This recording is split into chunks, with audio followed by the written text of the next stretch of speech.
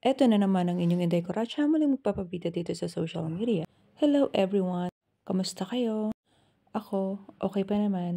Kering-keri pa yung pagod. Eto nga, nandito pa rin kami. Sayang naman to mga videos kung hindi ko naman i-upload. At eto pa nga yung mga kaganapan.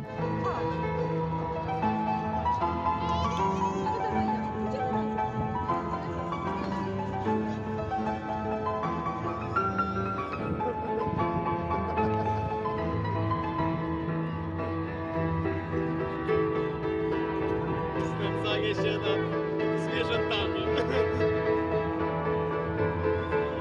Scared?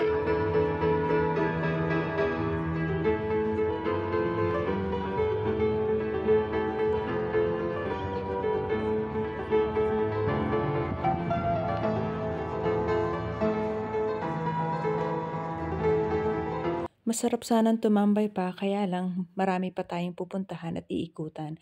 At eto nga, naiwanan ko na yung dalawa. Dito pa lang ito sa Ruklaw. Marami ka nang makikitang naghahagandahang mga building katulad nito. Sinisearch ko pero hindi ko alam kung ano tong building na to. Sorry mga guys. So talaga naman sulit na sulit talaga ang araw sa pag-iikot dito sa Square Old Town ng Ruklaw. At dahil nga last day na natin dito at pupunta na naman tayo sa ibang city para makita naman natin kung ano ang pinagkaiba. At eto nga, nakita ko tong old time na tren. Ayan. So, insist pa pala ito dito. Talagang ginagamit pa nila as a tourist. Ayan. At eto rin, itong kanilang theater. So, syempre, nagpa-picture ang Inday. Nakakatuwa lang, talaga naman. So, sulit na sulit at super enjoy po ang inyong Inday Koratsa. Ayan, at eto naman ang likod ng whole theater. Hindi na tayo pumasok kasi close sila at araw po ng linggo na yan.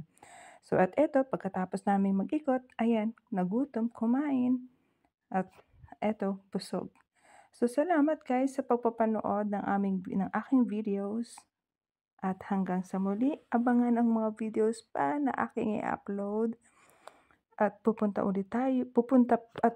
tayo ng Poznan.